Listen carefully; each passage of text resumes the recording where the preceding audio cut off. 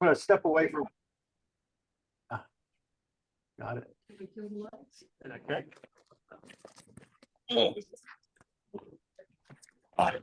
I actually prepared an agenda for today, so we're forgetting. Let's see. Do we have any first time folks here tonight? Yeah, over there in the corner. Well, yes. Other than presenters. Let's see. Hang on. I think I probably qualify as a first timer. I'm a usurper. Oh, okay. I'm Karen Davis from the Richmond area. Ah, yes. You are on our agenda, I believe. Okay. I got it right here. Hang on. Yeah. Hello, I'm still here.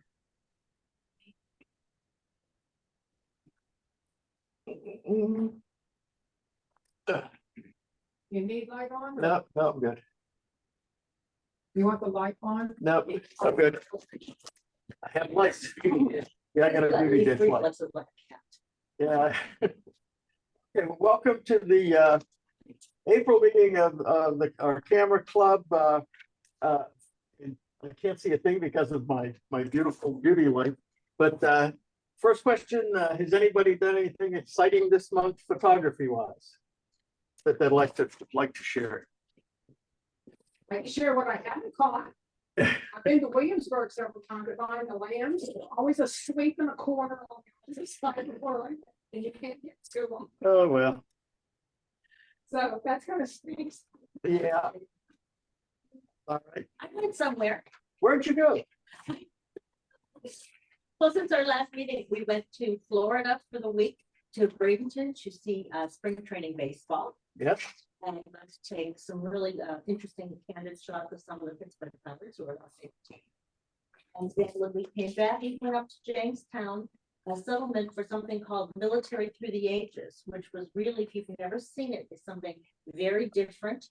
They said they do it every year right around St. Patrick's Day, so it's good to remember for the next year. But it's reenactors of every different time era. So you had Vikings, and you had people in Roman and Greek garb next to medieval knights, and all the way up to and including Vietnam era veterans. And it was fascinating. It was visually fascinating. We talked to a lot of the people. Everybody had a story to tell, and we're very happy to tell it. And there was also a musical group who dressed up like the Andrews Sisters and sang World War II songs. It was a good day. So if it comes, when you see it come around next year, it's I highly recommend it. It's around St. Patrick's Day. Yes. Did everybody on Zoom hear that? Yeah. Okay, good. Thank you. Otherwise, I would drag her up here and let her say it again. Okay. Let's see. The next thing I'd like to do, and this is through Camp. Karen Davis is here tonight from the Richmond Camera Club. She's on Zoom, and I'm gonna have Kemp bring her to the front. She's here representing the Camera Club of Richmond, but they are also involved in the honor flights. If you are familiar with those, where they bring in veterans from a few World War II veterans, Korea, Vietnam, and I guess there are some others. Karen can explain it to us. And they take them up to Washington, D.C. to visit the various monuments. And they photographically record them. I think they need some photographers. So she wanted to talk to the group to see if anybody wanted to participate in that. So Cam, could you put Karen front and center? And if you look over on the gallery there, the three little dots beside her on the upper right hand corner of hers. Yep. If you drop Pin. down and select pin, Yep. that'll put her up on the screen. There she is. Okay. Karen, Oh dear. all Front yours. center. You All right. You can't see it, but there's just a throng here. We have Okay. about 10 people here tonight. So Awesome. please. Well, thank you, and thanks to Kemp for extending the inviting myself invitation. But if you could give me a second, I have a really quick PowerPoint that can give you a little bit more information about what's going on. But I am, as Kemp mentioned, I'm Karen Davis from the Camera Club of Richmond, and some of our members got involved back in October and went on the Old Dominion Honor Flight in October, on October the 22nd, actually. And there's another mission coming up on April the 22nd, and we need another photographer, or maybe even two. But I wanted to share just a minute of what this is about. And I think, you may have mentioned that already, but the mission is to transport America's veterans to Washington to visit all the memorials. And, as a longtime Virginian, I had been to a lot of those memorials, but it is so different when you go with Honor Flight. I mean, you have to experience it to get the impact of this. And again, I went as a photographer. I am not a veteran, but I have a family full of veterans who have served from everywhere from World War II, all the way through Korea, etc. And so I kind of did this in honor of the members of my family who did. But this is just a couple of quick pictures that I took that day with all of our veterans. This is the entire group. So we have 2 buses that go from Richmond and 2 buses that go from Newport News, and we all meet up at the Marine Corps Museum at Quantico. And you'll notice the different colors there. The veterans are all honored in their blue. There's a blue t-shirt and a blue jacket. The photographers and the guardians, you'll see those yellow shirts there. Those are the guardians that go along. Each veteran has his or her own personal guardian that is there to just ensure that they have a good day and that there are no issues. They don't get hungry. They don't get thirsty. They know how to find the restrooms. That's a big thing, everybody knows where the restrooms are. But this is us posing for the final team mission photo, if you will, at the end of the day. You're wondering probably how this is all funded.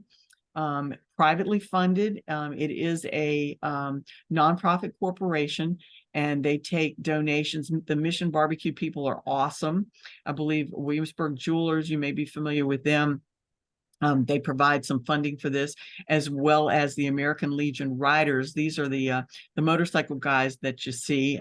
They provide an escort for us. I mean, they really roll out the red carpet for these guys to make them feel special, because so many of them didn't get that welcome home and that feeling of gratitude that just wasn't there for a lot of, especially our Vietnam veterans when they came back. So they really do roll out the red carpet thanks to a lot of these corporate sponsors. Here's another shot that I did at the Iwo Jima Memorial. And these were, just the folks that served. I believe these are just our Marines that were there. So they wanted to pose with that iconic statue of the Marines planting that flag on Iwo Jima. The veterans, for those of you who are veterans, you are more than welcome to apply as a veteran and again, the trip is entirely free for any of our veterans who served in World War II to Vietnam. That is the link at the bottom there that you can click on the Old Dominion Honor Flight website. You can click that link to apply.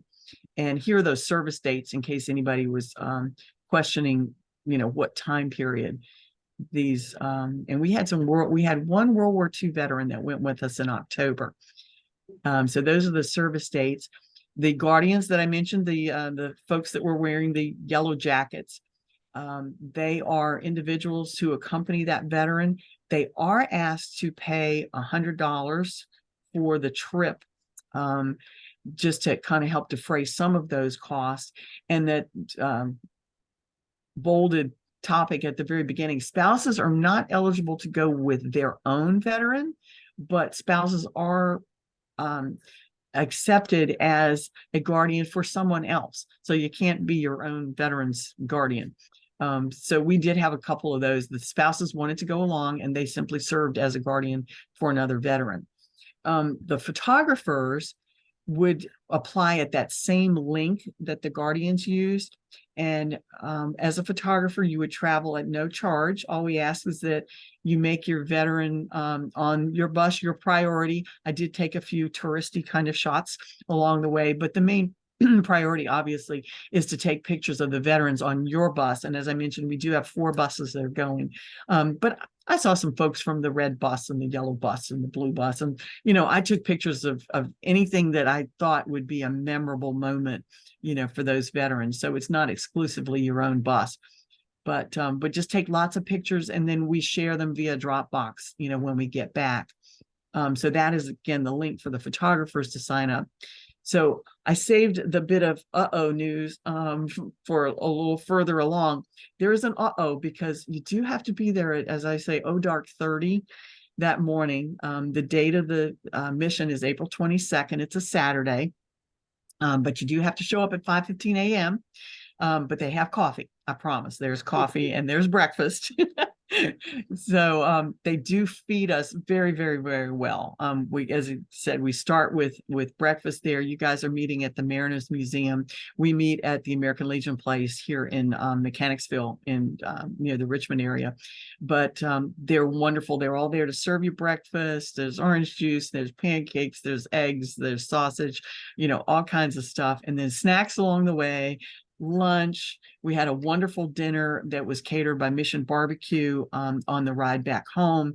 I only showed you part of the itinerary just to give you an idea of what happens in the morning, but it is a full day. You know, we're hitting all the different monuments and the museums that we see along the way. We go to World War II, we go to Vietnam Wall, the Korean Memorial, and just lots of photo opportunities along the way. And you do get back fairly late that night. I think we arrived back in Richmond 10-ish. So I imagine it'll be a little bit later for you guys in the Newport News, Hampton Roads area, probably 11-ish. So it's a really, really full day. But you spend a lot of time on the buses, so it's not like you're on your feet the entire day. There's a number there that you can call to get additional information. And then the Old Dominion Honor Flight email is there at the bottom. I put my email up at the top, my Camera Club of Richmond email. If you want to get in touch with me and have any questions, I'll be happy to answer them. It's just an unbelievable experience that I wanted to pass along, the opportunity for you folks. They had some photographers lined up from your area, and they had some scheduling conflicts and couldn't make it. So they asked me if I would find some of my photography cohorts to fill a gap. So again, if you have some time on April 22nd, it's an amazing opportunity. And I'll be happy to answer any questions now if folks have them. Does anybody have any questions for Karen? And I will take the information. If you can email me, I think we have a correspondent on email. If you could send me the key links and phone numbers for Sure. that, and I'll put them on our meetup page and also on our Facebook page. So we'll try to get that information out. Super. Okay, that's great. I appreciate it. Thanks for inviting me. I might stick around a little while. What's your program tonight? Well, actually, we're going to talk about our photo contest that we had for the month of the April. Photographs taken last month, but we give it in April, so we call it the April contest. Okay. And then we have a presentation from a gentleman who he's known as Jet Ski Brian to his friends. He takes photographs while fishing off of his jet ski. And he's done that for how many years have you done that? Probably 20 years on the jet ski. And also, we know him. We ate dinner many times at his parents' house. So we went to church with his parents and participated in a lot of events with them. So I remember him as a lot littler back then. So anyway, yeah, if you want to stick around, that'd be great. Okay. Yeah, thanks, Phil, and thank you, Kim. Okay. Yes, thank you very much, Kim. I think yeah, he's still there. Yeah. All right. Let's see. Let's see. I remove pin. There we go. Oh, I'm back. Okay. I guess it's my turn to share my screen. Let me get the presentation up here. And we will. Where did the show? There it is. Share screen.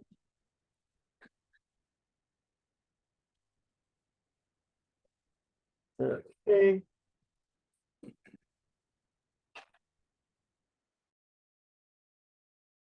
Can everybody see that? Is it up there? Yeah. Sometimes the magic works. And there it is. Son of a gun. Technology wizard at work. Okay, monthly meeting for our April Camera Club photo contest. We had two categories, of course, our theme, which this month was tools of the trade. And then, of course, our open category, which is whatever you want to present. So here are the entries. And I have to say, we had a plethora of entries this month. We had 13 in the theme and 14 in the open category, which is the most we've had in a while. So first thing is thank all the photographers for participating. Okay, here's photo number 1. And this was Phyllis's. And well, I tell you, when this one came in, I thought, look, Phyllis has really nailed the theme on this one. She really did. This was a really, really good photograph.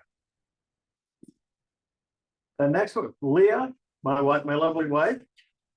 And this one was taken at, what was it? At Gabba Hair Salon. While my color was setting our brow. They had, I mean, this is their back room, and those are the tubes of all the colors that they can mix together for people's hair. And it just was cool looking. And it was just very organized. I loved it. Yeah. Okay. Next was Kevin Wissard. I thought he was coming tonight, but I guess not. Since he's not here, I will have to tell you then, the metadata was available in Lightroom on this. This photograph was taken in Ireland, actually. You can see the map when you check the metadata. Next one is Kemp's. And this is a lovely shot. I really like the way he picked up just the light from the forge coming off, illuminating the guy. I thought that was really special. And this is our new member, Kaylee. Thank you for this one.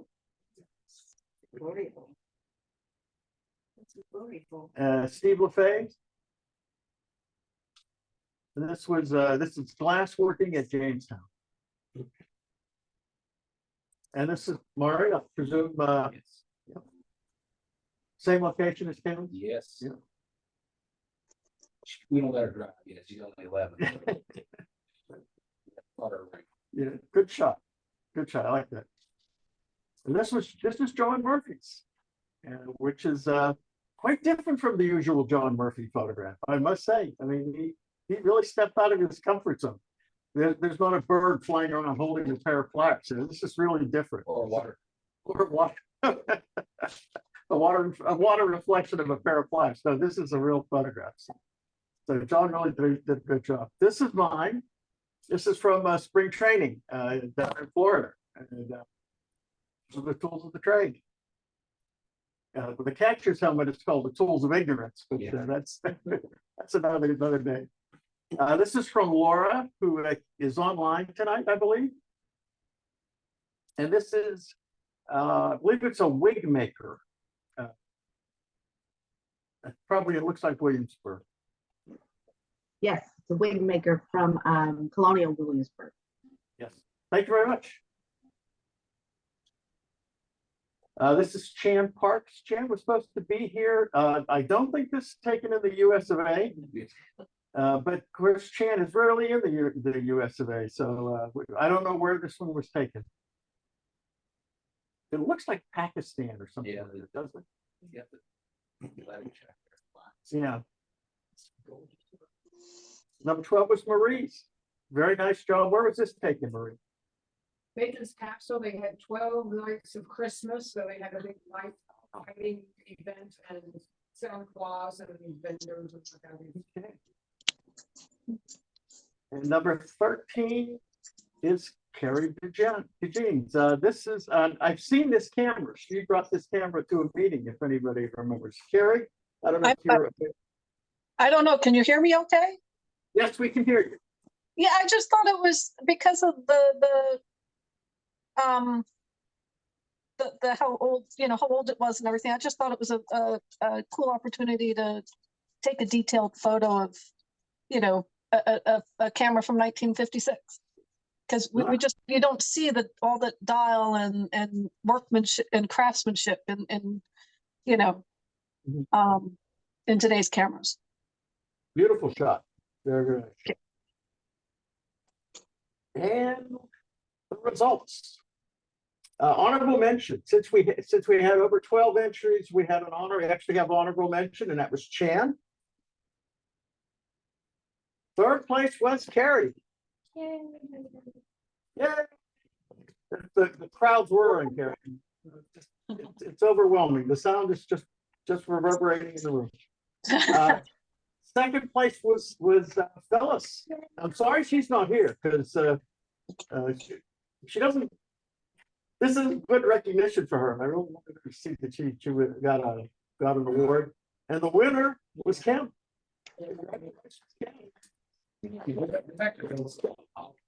Surprise. Okay. I'm going to put Phyllis's photograph back up, and Mari's going to send the photograph of the slide to her.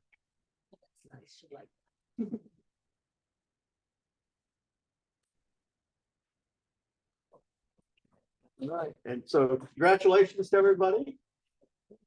And we'll go through our open entries. Chan Park, once again, I don't think this is in the USV. I think this is Petra. Yeah. If I'm seeing it correctly.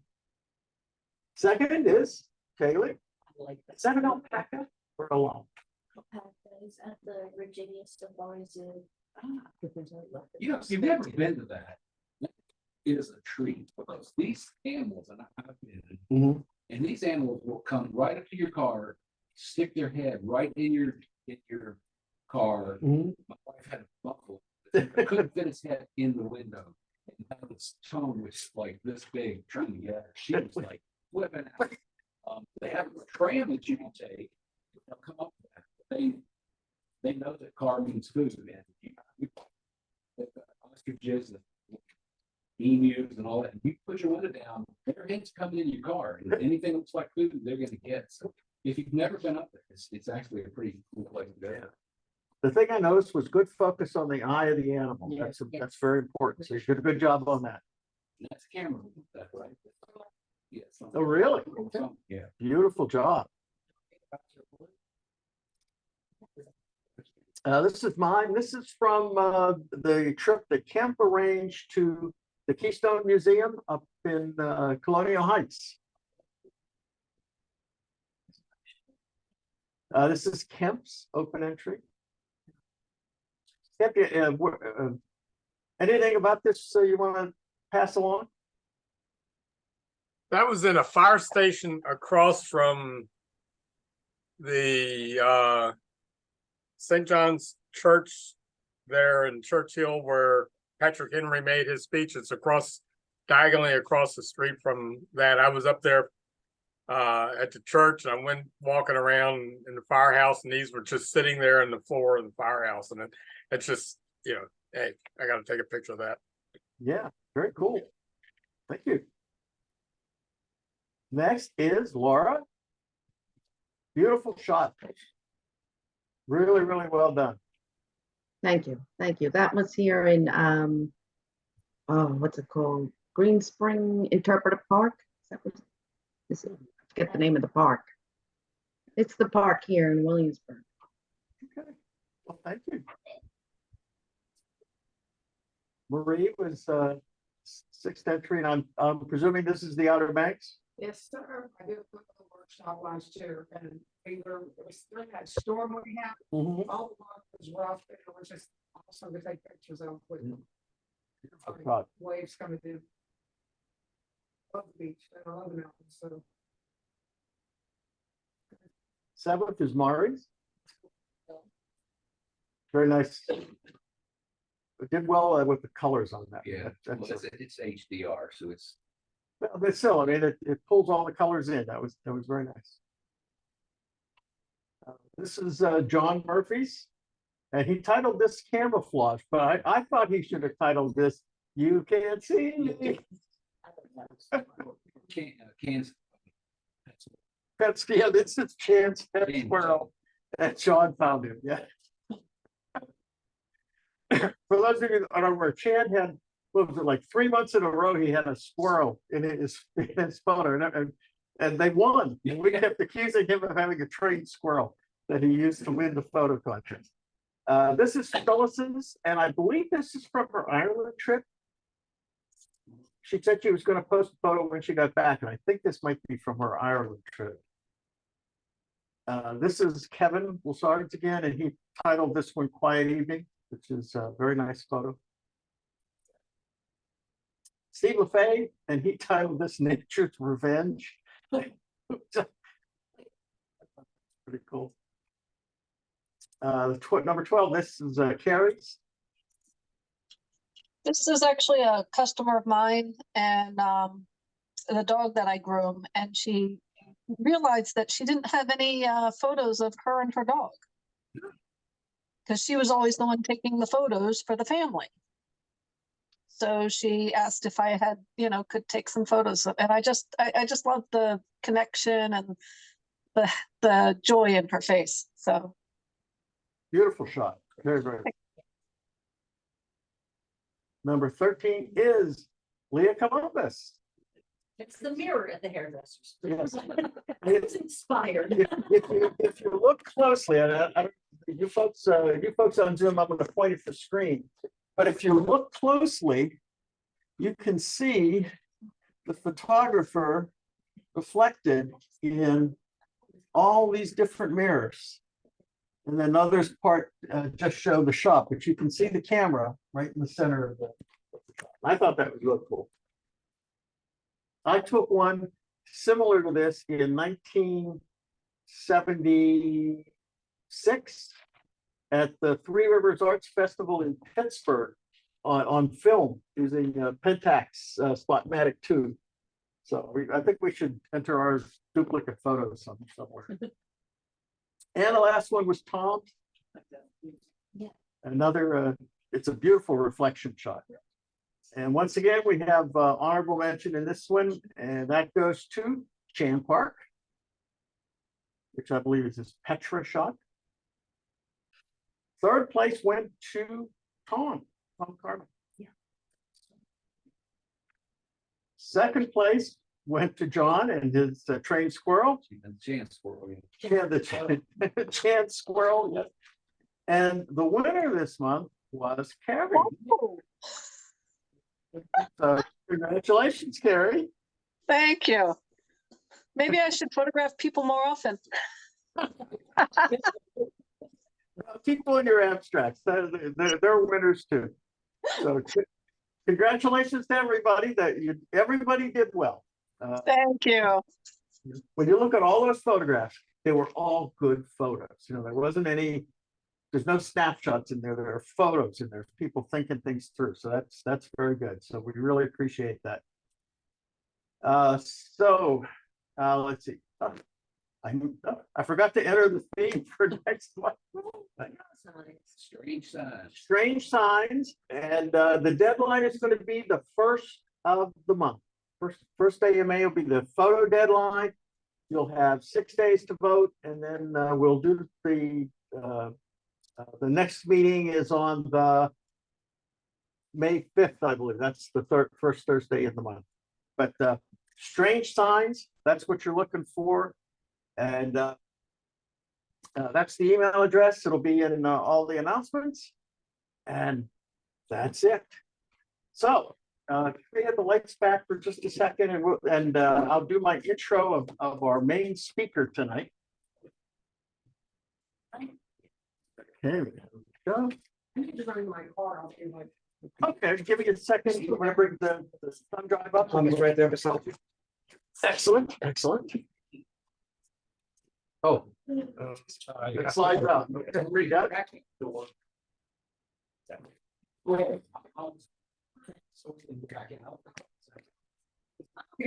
Yes. You see that. I think it's found it. Reader's room here, no. But yeah, I think everybody did really well this month. So I mean, I'm most impressed.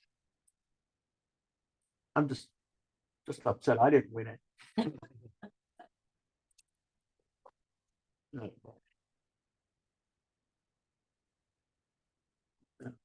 Okay.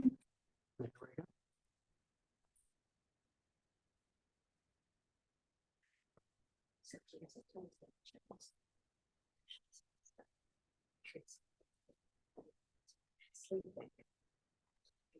we go.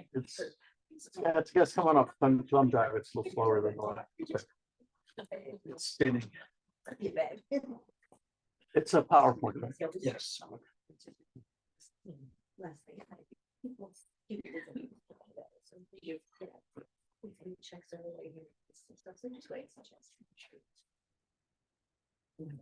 think PowerPoint may have.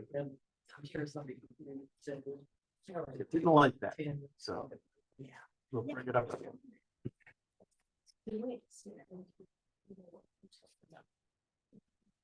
One last check.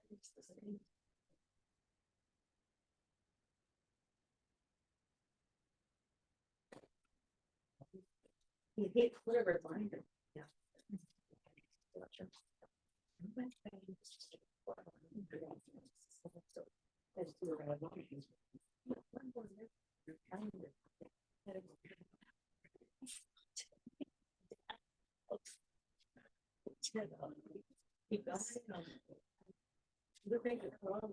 Oh.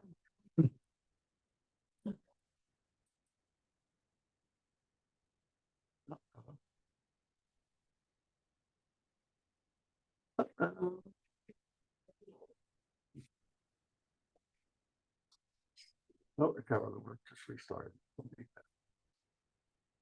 Sorry, everyone, for the minor delay. Sorry, or Oh, no problem. if worse comes to worse, we'll put your, well, that you don't have Zoom though, so. It's on, so I have it on the computer as well as that thumb drive. Is it not loading or something? It's not coming off the thumb drive. Let me see if I can copy it onto my. Or I could copy it off of this one, either way.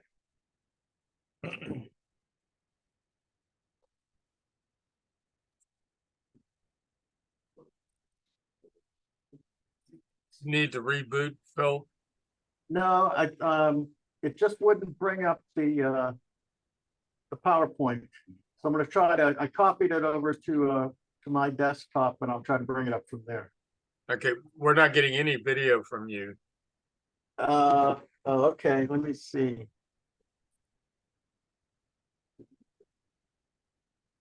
I think I probably need to turn off screen sharing. Or let me see.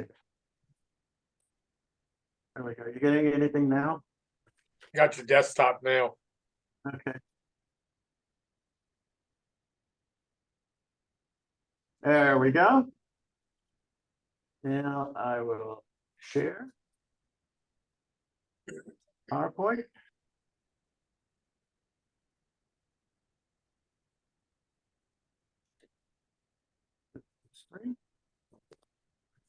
Okay, have you got the PowerPoint presentation up? Yes. Oh, great. Okay. As I said, we actually did know this guy when he was a much littler guy. I'll read just a quick intro that you sent, which he's an avid angler and he fishes off of a jet ski, which is everybody has to have a thing, and I guess that's it. And he also loves taking pictures and sharing the experience he's had. And he's a published photographer in 50 publications around the area. And he goes to fishing clubs, photography clubs, wildlife groups. And we are lucky enough to have him tonight. So this is Brian Lockwood. So Brian, come on up. So what do, Presentation is here. That's the right arrow. We'll advance it forward and you can see the next slide. Yes, let's get the lights. Can you see it good enough or is it? we can turn lights off if you want, I can. That's good right there. That first, that's good. Yeah. Okay, so first, thanks for inviting me to come here and talk about some of the things I like to do, fishing and taking pictures while I'm on the Chesapeake Bay or at or right, maybe vacations and stuff. I've had 7 boats over the years. I lived on a boat before we got married, so I've always been in the water, just enjoying the water. Over the years, started fishing from a small jet ski that I originally had bought just to cool down in the summertime. But I started to realize, well, hey, instead of dropping the boat in the water, maybe I'll just take the jet ski out and try to catch something. So I started out really just fishing, and as time went on, I started taking pictures of whatever I caught that day. And then all the wildlife I saw in the water, I just gradually became more and more interested in taking pictures of not just the fish I caught, but what I saw while I was on the water that day, whether it's dolphins or birds or whales.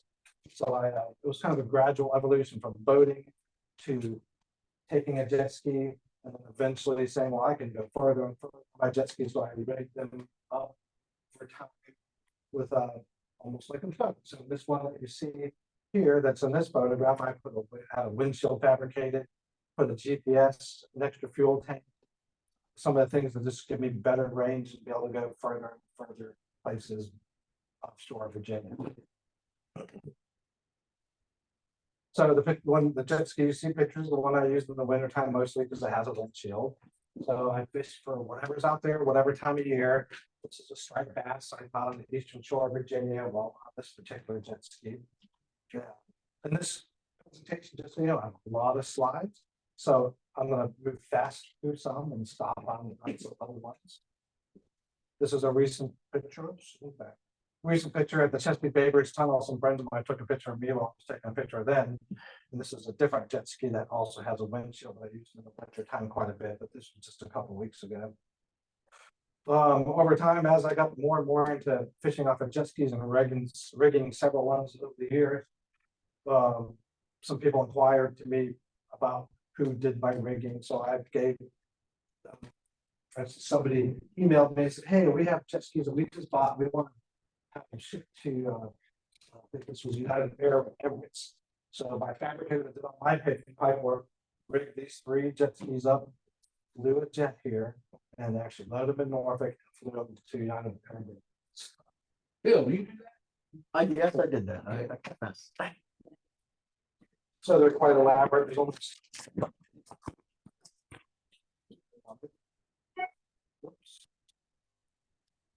too far.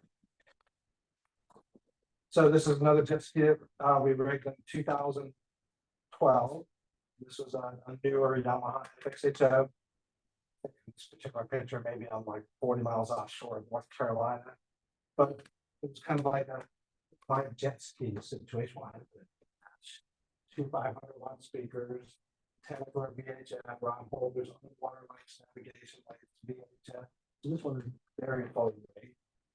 Where do you store your fish you catch? Because some of them seem to be pretty good. When I'm offshore, I catch bigger fish. I carry a fish bag, which is like a rolled up bag. Now I carry it ice in the cooler, so I can put the larger fish in the bag, the ice from the cooler in the bag, and the strap with the fish. Where my feet are. The other this jet ski big, but the other jet ski, the other picture is really big. I can put up to about an 80-pound fish on either side of me. This is an amberjack off of North Carolina. As you can see, it's really big jet skis, and you can stand it. Versus a smaller jet ski is not as stable as this particular jet ski. It's the largest one that Yamaha made. Person jet ski, so it's a lot bigger than your typical jet ski. So this one I added a rack on the back so I could stand and hold on to there. This was on an episode of Florida Sportsman television show that I was on several years ago. bouncing on me. Here I'm gaffing a mahi. This is offshore North Carolina. Alert from continuity camera. Philip Columbus's iPhone disconnected. Okay. This is one of the first times I'd taken the jet ski offshore. I'd been offshore many times over the years on my boats or friends' boats, but I gradually started taking the jet skis further and further. This was probably 40 or 50 miles offshore of Hatteras Inlet, some mahi that myself and a friend of mine caught. Bouncing, so I think the key's sticking. This was my younger brother. I convinced him to go out with me one time, and it was about a 2.5-hour ride out to some wrecks, and he had never caught an amberjack, and he's actually grimacing because he's tired. That's a mahi, another amberjack. So I do go out in the wintertime, not just the summertime. So why write off half the year when there's really good fishing in the wintertime? There's a lot of things to see in the wintertime. So I dress for it when I do go out. Here I'm wearing a dry suit, and over top of the dry suit, I wear a survival suit when it's really cold. And then I also dress almost just like you're going snow skiing. People say, oh, it's so cold out. Why are you going in the wintertime? I'm like, well, you go snow skiing, it's cold out. It doesn't stop you. So I still go jet skiing in the wintertime. While I'm on the water, like I said, I like to take pictures of whatever I see. I fish the Chesapeake Bay Bridge Tunnel a lot. So the pilings are basically structure, and fish are drawn to structure. So I'm drawn to that structure because the fish are there. And it's a really interesting perspective when you're under these bridges. It's 18 miles of pilings. So there's lots of different angles and things to see. But it's one of my things. I've been taking these types of pictures for about 25 years or so, kind of looking through the pilings. Different every day, depends if it's calm or which direction you're facing. So like I said, I fish for whatever's out there. That a lot of people are not familiar with some of the fish that are here in the Chesapeake Bay. This is a tautog. They have white pearly teeth. It's a member of the wrasse family. They have basically a plate in the back of their throat that they grab it with their teeth and they crunch it up with the plate in the back of their mouth. But they have a really funny looking teeth. That's a nice sized tautog. That's about a 9-pound tog. And there I am giving the tog the tongue. So this is an example of optical illusion with your camera. My wife took this picture. I'm now actually have my tongue down the tog's mouth, so it's off to the side, but it makes me laugh. So I show this picture. So. Whoops. This is a sheep's head. They're also a very toothy critter, and they're good to eat and fun to catch. This is about a 14-pound sheep's head, caught in the Chesapeake Bay. This last winter, I caught my first, I can't remember the term, but it's basically, it's not an albino, but when certain species have a lack of pigmentation, it's this type of fish. So the previous picture, that's what they normally look like, but that's very rare to catch something that has this coloration that's the same species. So this is the mouth and teeth of a sheep's head. So it creeps most people out. They're like, there's no way that fish has these teeth. They look like human teeth. So they're unusual looking, no doubt. That is an oyster toad. They have lots of little teeth too. The nickname for an oyster toad is a mother-in-law fish. I didn't name it, but that's what people here call them. So when I'm on the water, there's lots of lighthouses around here. So I take pictures of whatever I see. Like I said, this is New Point Comfort Light, one of my favorite places my wife likes to go, myself as well. But it's a real beautiful scenic lighthouse that's off of Matthews in the northern part of the middle Chesapeake Bay. This picture is actually hanging in my congressman's office, Rob Whitman's office. I gave him this several years ago. Of course, that's Old Point Comfort Light off of Fort Monroe. Whoops. That is New Point Comfort from a distance. So when I'm on the water, a lot of times I'm out there and I see things and I hope that certain things line up, just like anybody that's trying to take a picture of something that's moving. The light is different, the different time of day is different, the waves are different. So I always hope that I can get everything to line up for the type of picture I'm trying to get. This is also New Point Comfort Light. This is one of my trips that I made on the jet ski from Virginia Beach.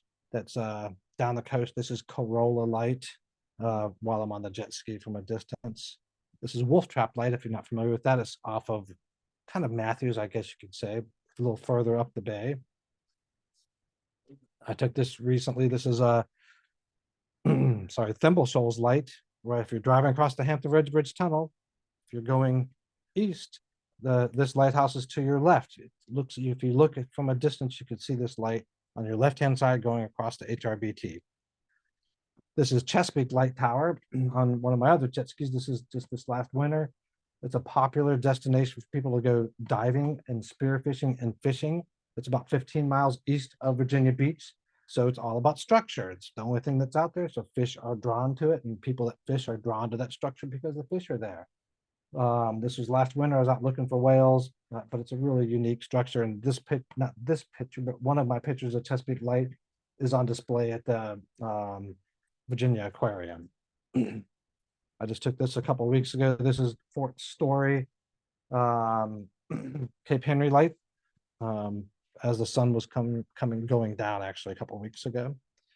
A lot of people don't realize that there's seals in the Chesapeake Bay, predominantly in the wintertime. There's quite a few that hang out primarily on the islands of the Chesapeake Bay Bridge Tunnel on the rocks. So they're there for the same reason I am, for fish. So they hang out on the rocks. They feed on the fish that are here in the wintertime. There's probably 30 to 50. I've seen as much as 100 seals one winter, but they hang out around the islands and fish for fish. But they're unique looking, but people don't think there's seals here. There are. This is all on the rocks. That doesn't look comfortable. Looks they're sleeping. But they're really cool looking animals. Jumping. He's waving at me. Hi, jet ski park. And I captioned this and said, oh, it looks like it hurts. One too many fish. Told him to stop. It just looked way full to me.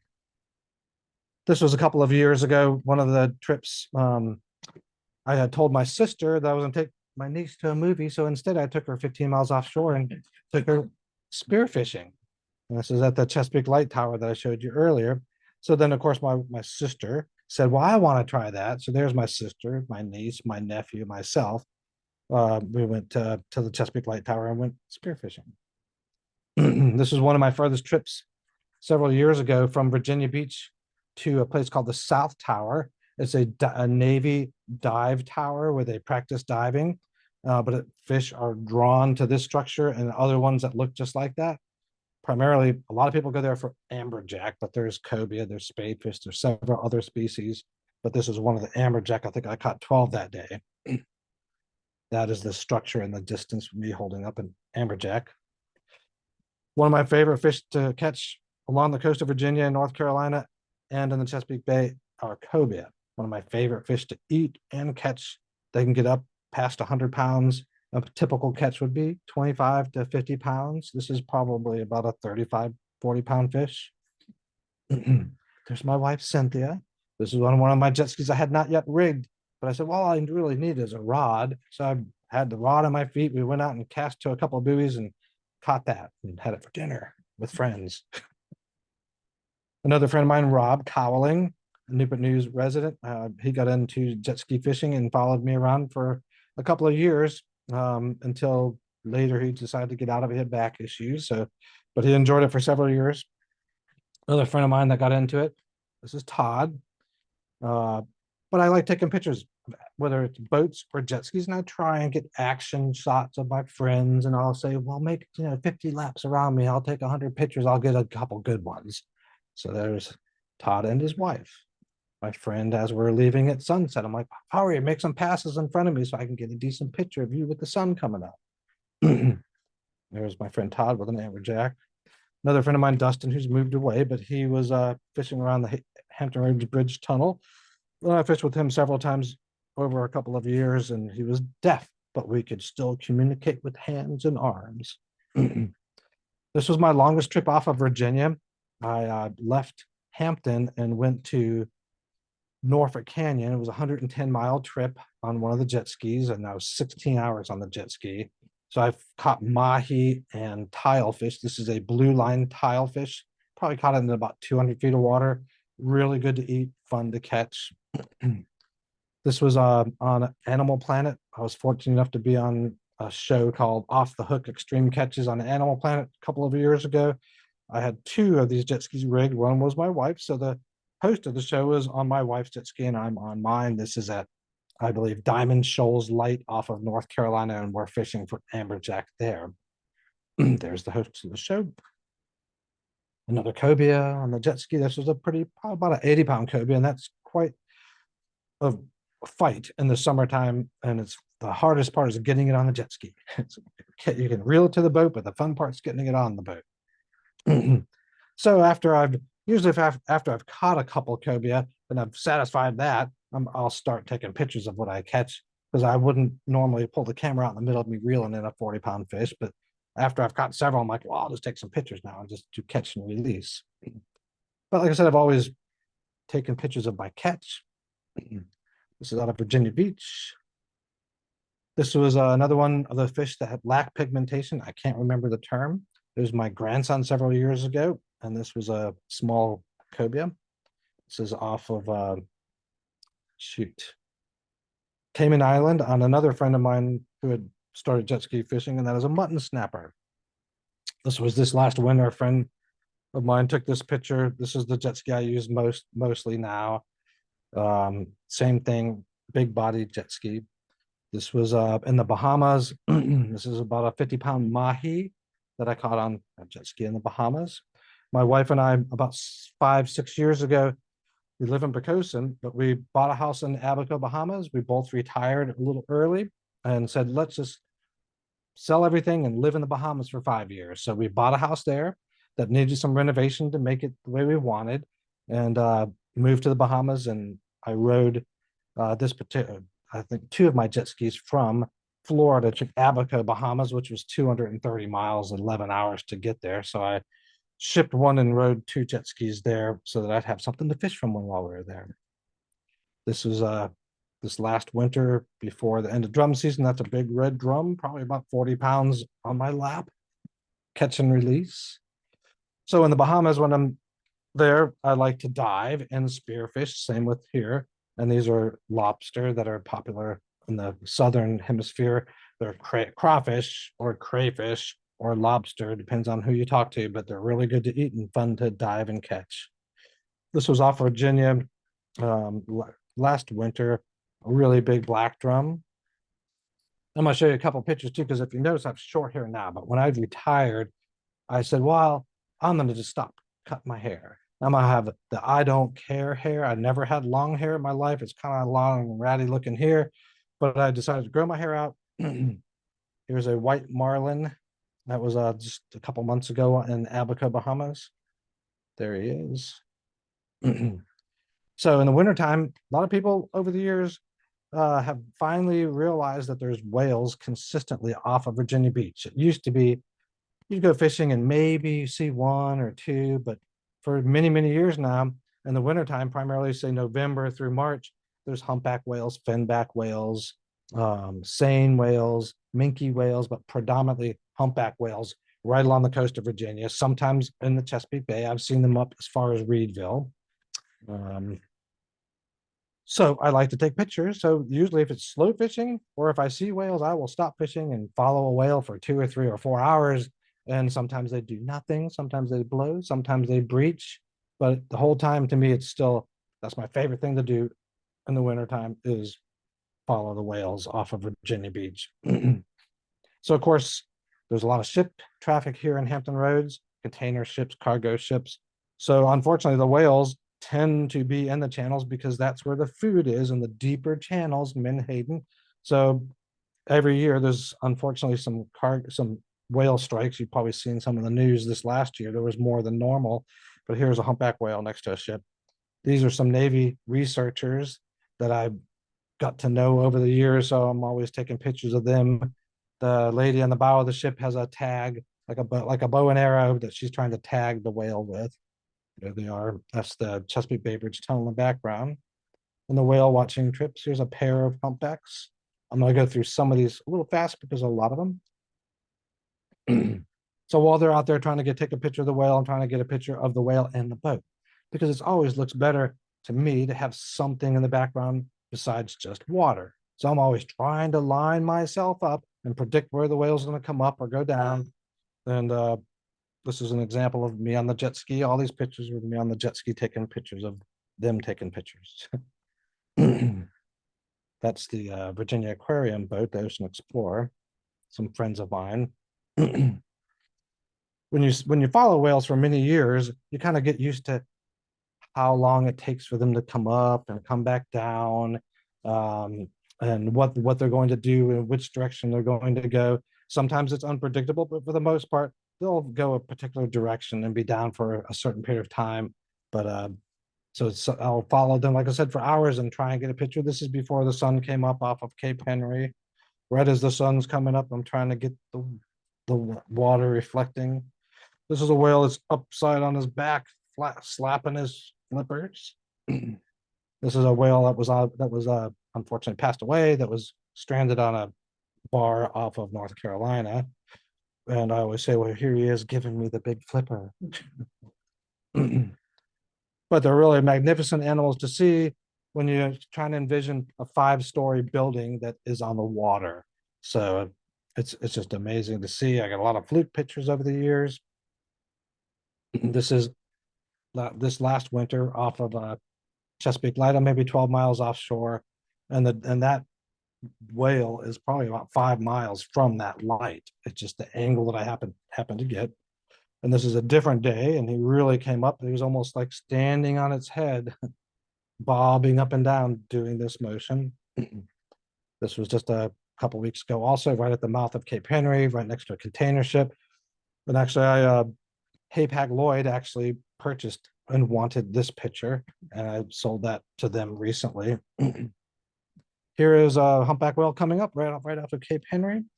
Here he is kind of waving at me. You can see all the barnacles on the underside of its head. Coming up a little bit.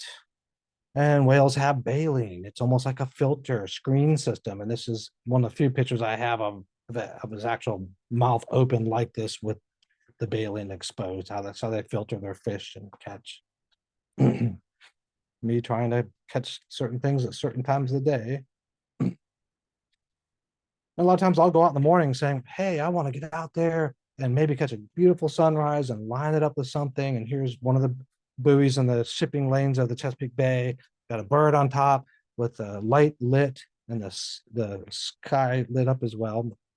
This is me at the Hampton Roads Bridge Tunnel as a submarine is coming through with what used to be the Chamberlain Hotel in the background.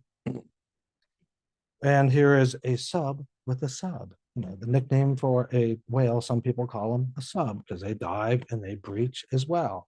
This was this last winter off of Virginia Beach. And I saw the submarine coming in, and I'm moving all over the place back and forth, trying and hoping that it'll come up so I can get a picture of the whale with the subs.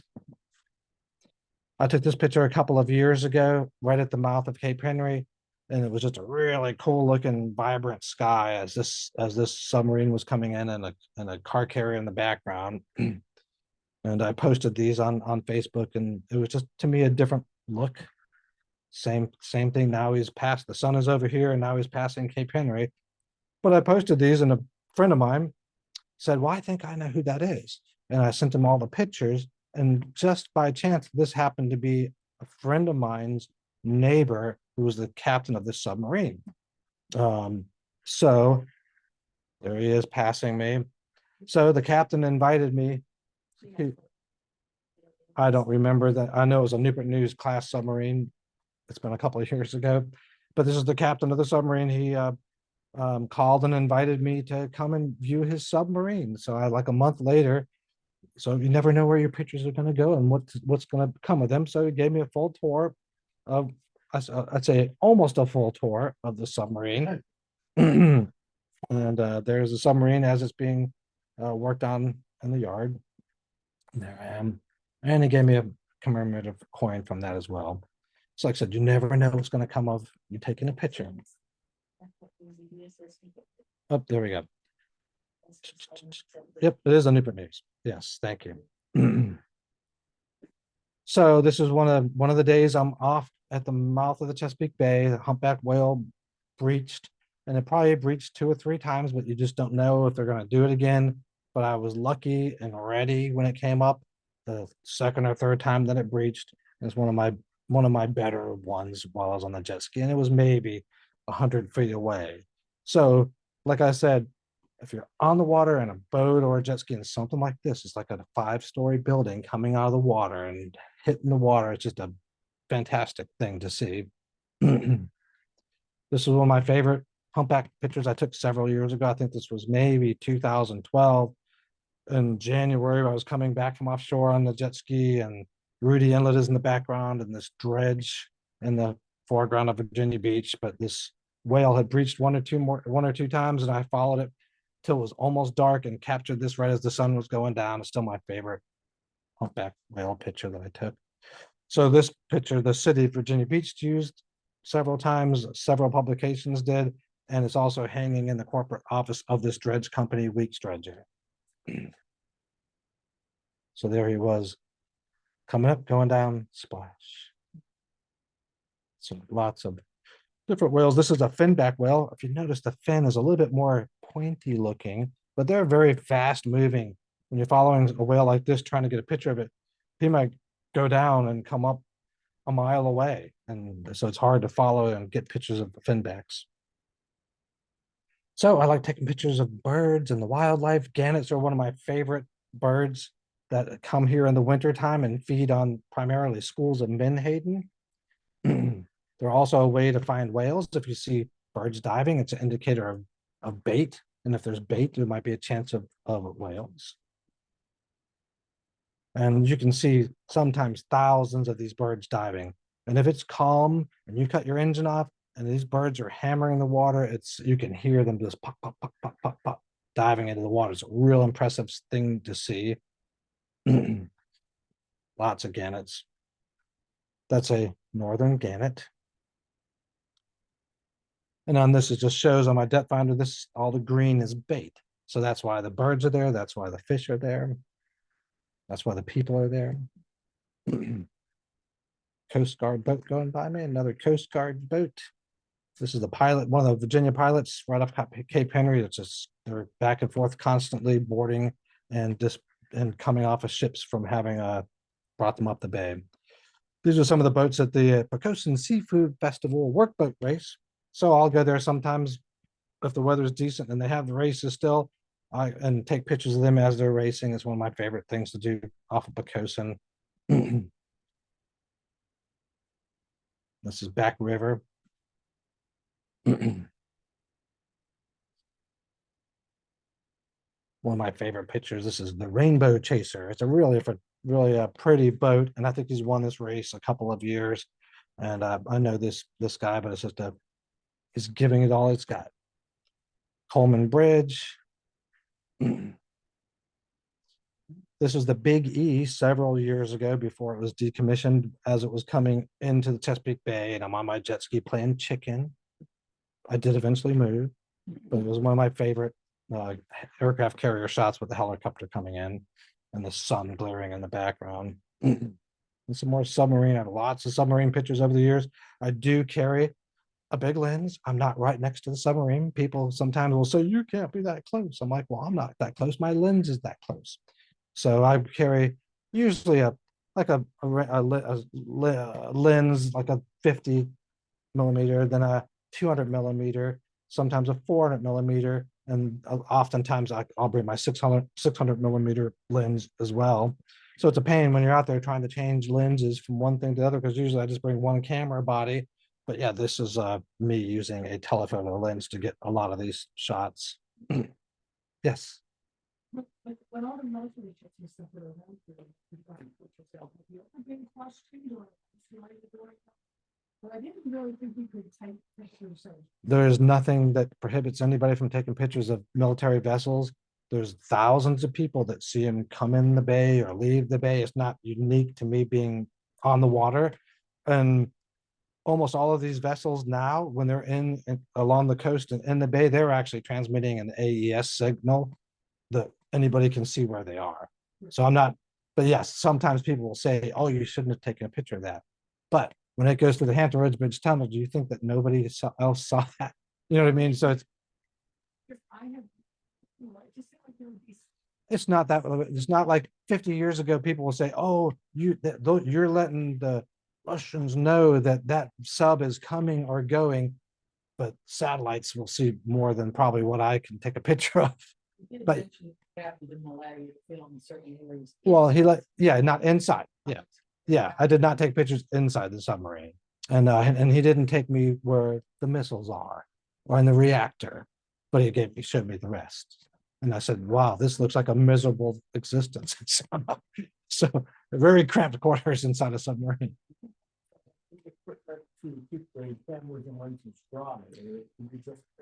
I mean, I have the protective polarized lens covers. In my camera bag, I bring stuff to clean the lenses because a lot of times it's rougher out when I'm taking the pictures. If it's calm, it's easy to do, but when it's rough, you get a little bit of spray. Or if there's a lot of things happening, like, oh, this whale's breaching, I won't put it away. So I'm like trying to put a rag over as I'm trying to head closer. But I carry lens cleaner and was it like microfiber to clean the lens. Every couple of years I do unfortunately mess one up. I messed one up this winter and I had a big wave just splash and got the camera body wet and ruined the camera. And several years ago I was taking pictures of the polar plunge off of Virginia Beach. I was on the jet ski and I got carried away. And one of the few times that I always had the lanyard around my neck, but this time I was like this. And a big wave overcame me and I dropped the camera in the water. That's the only time I've lost a whole body. And as soon as it happens, it's like, well, why bother even looking for it because it's done for it. But considering, I've been doing this almost 30 years, I basically ruined 2 cameras in 30 years, I guess. But it's no fun. It's like throwing your wallet in the water, So, but if you want to take a decent picture, you have to have a decent camera. I'm not a real technical photographer. I mean, and I don't use super high dollar. They are DSLRs. I'm primarily a Nikon guy because that's just what I've been using. But I've had D40s, 3500s, 7100s. But not super expensive camera bodies. More submarine pictures, but they're always impressive. So when you're on the water and you see a sub, I'll stop and say, I'm going to wait and take a picture.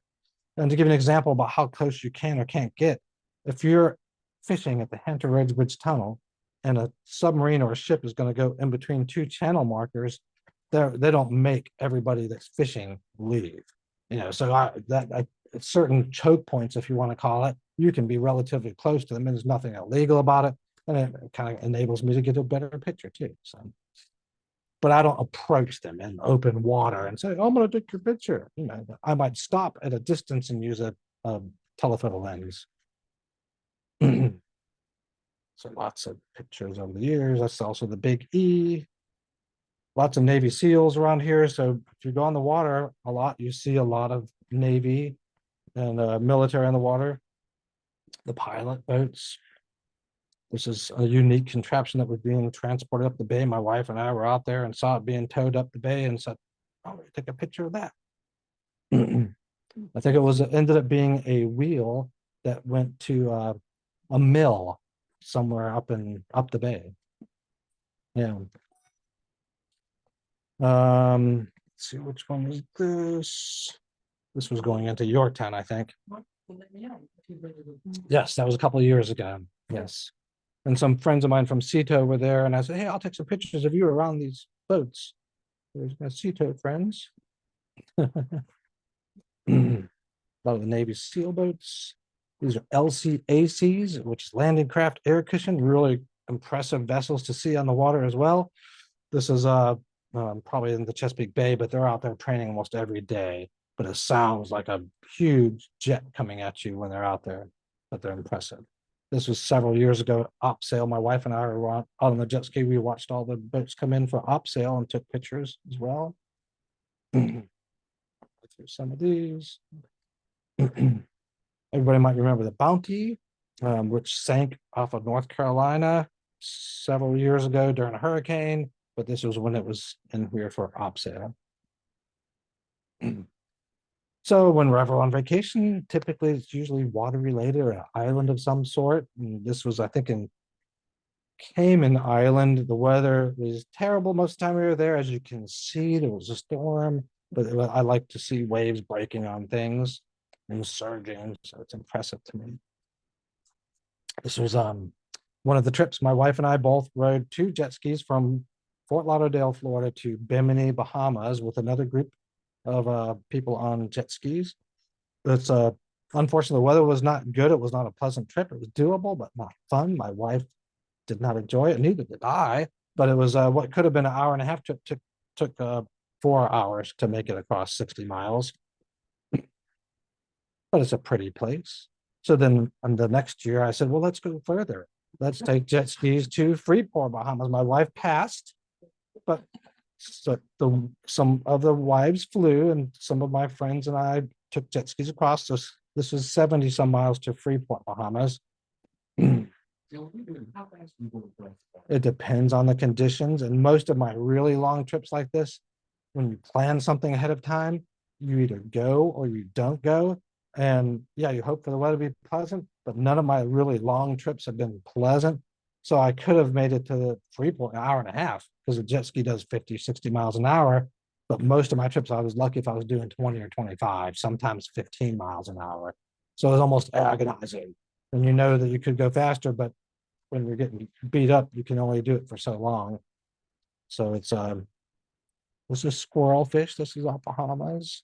This is one of my bigger wahoo off Freeport, Bahamas. A friend of mine on one of my jet skis. He was a big free diver, hadn't done a lot of rod and reel fishing, so he caught his first wahoo on a jet ski. And it was the 3 of us that made that trip going down. And I dabble in some underwater stuff, but with GoPros and stuff like that, but I'm not a big underwater photographer. I'm more above the water. But here's an example and say, hey, look, does that underwater camo suit work? It kind of does. A friend of mine. This was one of the hogfish that we shot while we were diving off of Bahamas. And actually, this picture was used in a cookbook. And they sent me a copy of the cookbook for cooking a hogfish. And me standing on the beach early in the morning, looking at what's flying by, and a barracuda jumped out of the water, and I managed to get a picture of it. I think this was in Belize at this point. A friend of mine, I can't remember what the starfish is called, but they're really huge, as you can see. And me walking along the beach and me trying to be artistic and take pictures of things. This was in Abaco, Bahamas. And this turbulent sky and a sleeping dog on the beach. Frigates were one of my favorite birds, predominantly in the southern hemisphere, and another indicator of fish. So if you see a frigate flying in the distance, he's probably looking for the same thing I'm looking for while I'm fishing. So I'll stop and take a picture. And this was late in the day with the moon in the background. This was in Belize, howler monkey, and a little spider monkey. My wife was feeding a banana. So I'm not a birder, but over the years I've taken many, many pictures of birds. So I'd always try and figure out what did I just take a picture of. So even though I may not know all the birds, I try and learn what it is I took a picture of. This is a Rosetta spoonbill. I may get some of them wrong. I think this was in Belize as well. A wood stork, alligator, a toucan that was in Belize. I can't remember the name of that. Pink leg something, yes. Long-billed, pink leg, cool looking bird. And lots of woodpeckers that I've taken pictures of over the years. And this was iguanas. And to me, they're just really cool to take pictures of. They're just very prehistoric looking. This was we were on some island somewhere, and we were like, hey, is there any place that's really cool to go that's out of the way? And somebody said, yeah, there's this secret beach. They told us how to get to Secret Beach.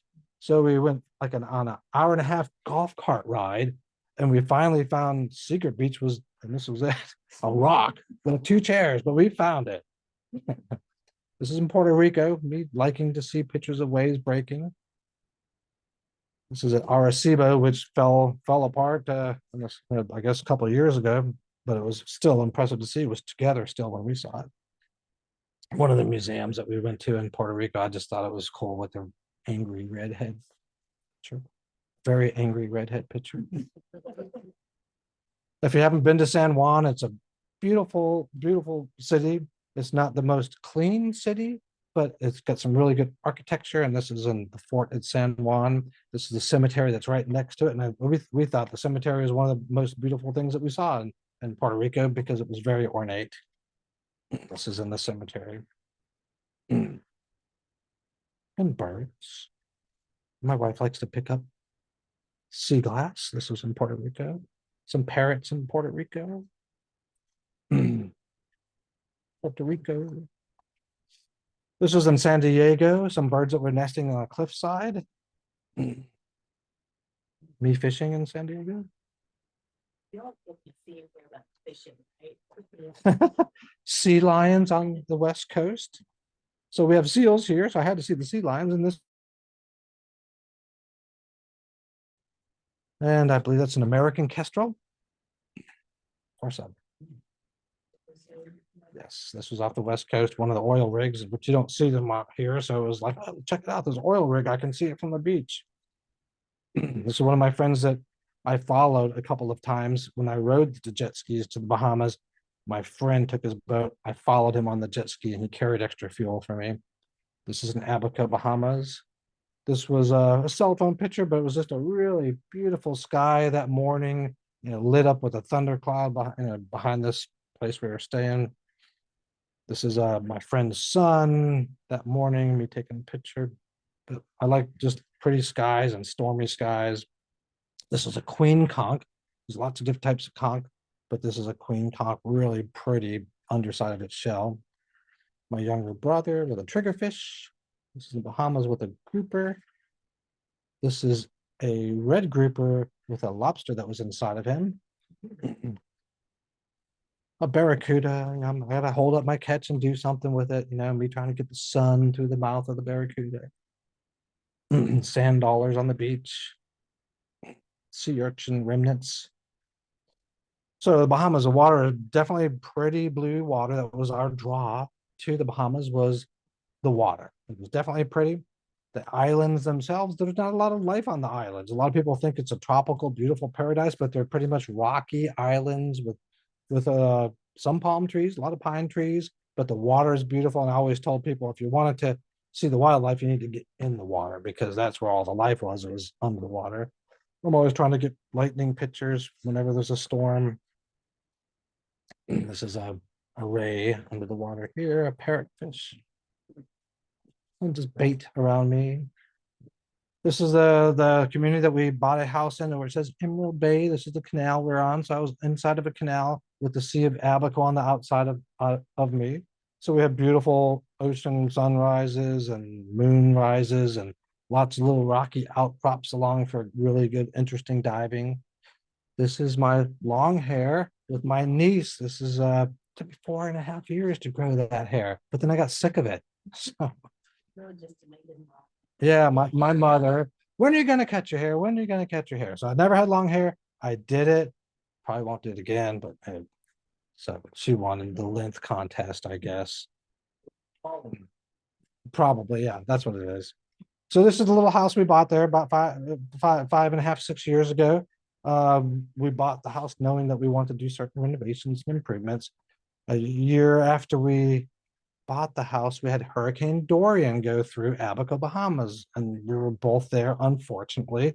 So after doing almost 1.5 years of renovations to this house, we had a hurricane come through and did a lot of damage to the roof and flooded the house inside about 5 feet deep.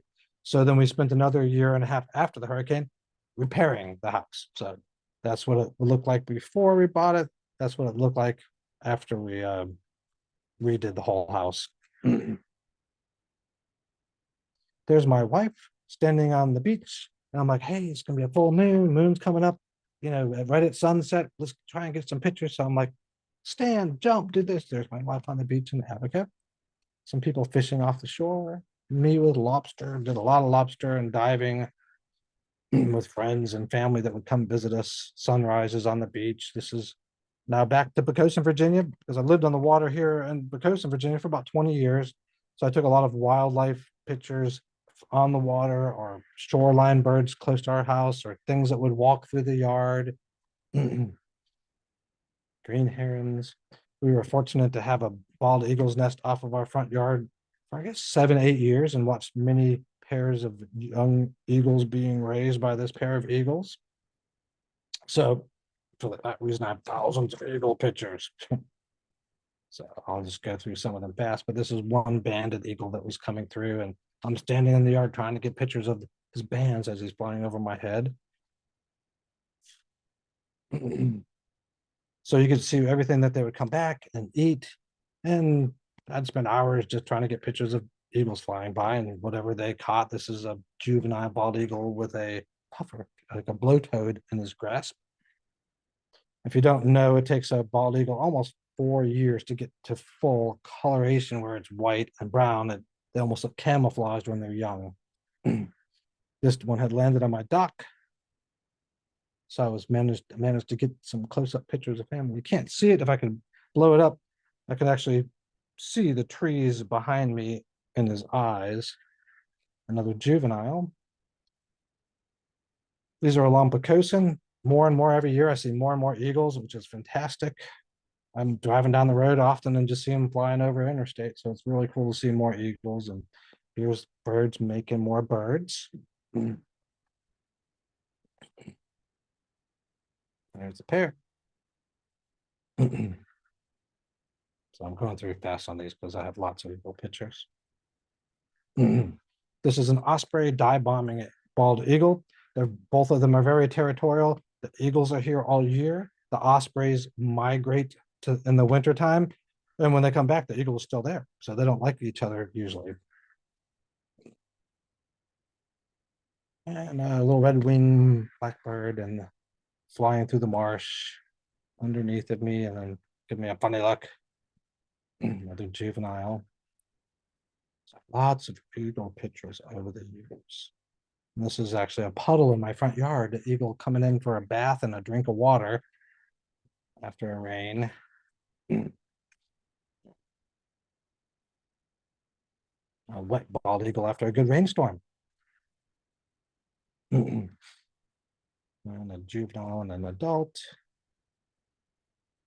So it's kind of like the photo challenge. How many different pictures of bald eagles can I get? So I'm going to flip through some of these because I have quite a few. I did trying to limit it. Now, if you haven't seen this, it's almost like a ritual that bald eagles will do certain times of year. And it's usually when they're mating in the winter time. They mate in the fall and they usually lay eggs in the winter.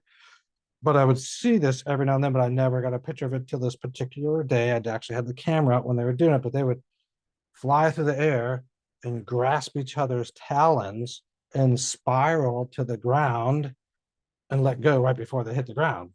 And one time in the wintertime, one of them actually hit the ground. I heard it thud in the snow in my neighbor's yard, but I got up and flew away. But it's just a really cool thing to see. Here they are just kind of grabbing it, and they're actually got a picture of them spiraling to the ground with their talons grasped like that. This is a tern that landed on the hood of my jet ski and stayed there for about an hour while I was 50 miles offshore. These are royal terns on the beach off of Hampton. They're really cool birds to take pictures of too. Some birds around the yard, bluebirds. Birds. I'm gonna go fast through some of these. Blue jay. Starling. Most people don't like starlings, but I think they're really cool animated birds. If you sit there and watch them for hours on end, you'll see them do all these different motions and flaps, and they're very vocal. Green heron on a duck. Chickadee, of course, the state bird. This is a northern harrier that landed in my backyard. And of course, a mockingbird, which I like mockingbirds. Some people don't. They're very vocal, and the reason to call them mockingbirds because they will mock and sound like almost any bird that they've ever heard, whether it's an osprey or eagle or other birds. You can never tell what bird it actually is until you see it. This is my favorite picture of a mockingbird in my yard. It just had beautiful lighting at this particular photo. It's actually like poison ivy and stuff in the background of my yard. Cedar waxwings, which I get a lot of these pictures primarily in the wintertime. I see them coming through. This is on the roof of my house. Lots of them in the marsh, trees, on my roof. And the reason they're on my roof is because the snow is melting, and in the wintertime, they're looking for water to drink, so they're drinking the water as the snow is melting off my roof. Here they are eating China berries in the wintertime on a little China berry tree in my yard. Kind of throwing back a berry. And robins eating the same thing. This I took several years ago, not knowing what it was. I posted on Facebook and said, hey, I got a picture of this bird off in the Chesapeake Bay, and I've never seen this particular bird. It doesn't look like a seagull. So I posted online, and within an hour, somebody said, oh, that's a rare thick-billed murre, which I didn't know what it was until somebody told me. And at the time, there had only been like one or two other pictures of it in Virginia. So this was actually published in a bird, not Audubon, but it was a birding annual publication of like history of migrating birds and stuff. What woodpeckers? This is a killdeer. Woodpeckers, lots of woodpecker pictures. A lot of seabirds. And I always joke around, and somebody says, well, what kind of bird is that? And I said, well, it's a gray bird. And that's actually what it's called, a gray bird. And it's the gray. And geese in the wintertime. My only picture of a great horned owl that would occasionally land in the tree in the distance in the marsh, and that's my only picture. I'll stand out in the yard, whether it's my current house, my former houses, or anywhere in the world, and wait for hours, hoping that a moon or a bird or something plane will fly in front of the moon. So this is the result of some of my pictures over the years of waiting, and one finally flies right by. This was actually a Frontier airline, so I call this the final frontier. The backyard of our house in Pocosin, a lot of moon pictures. I'm always trying to get different cycles of the moon, whether it's crescent moons, full moons, half moons. There's Pocosin. This particular day, I was off of Cape Henry, hoping to get a picture of a whale because I'd envisioned things in my head. I said, I need to be out there. It's going to be the full blood moon. I'm going to go out there for hours as the moon's coming up, and hopefully a whale will breach. I'll get a picture of the moon with a whale breaching. And yeah. But stuff that goes through your head, and you hope that it happens, but it didn't happen. But I got a picture of this cool boat coming by with the moon coming up. And I didn't even know, but it ended up being somebody I knew. So this is his favorite picture now as he went by me. A lot of sunrise, sunset pictures. One of my favorite Chesapeake Bay buoy pictures of super calm day. This was early in the morning, me going out looking for cobia. There's a crab hanging on a buoy. A crab on my dock. It looks like a big crab. It's trying to look big. So dolphins, I'm fortunate to see dolphins almost every time I go out on the Chesapeake Bay because I cover a lot of ground. So usually if you over a period of several miles, at some point I'm going to come across dolphins. So I might be on the way to go fishing, and then I stop and I end up following dolphins for 3 or 4 hours, taking pictures of them. And then maybe I go fishing, or maybe I just go back home.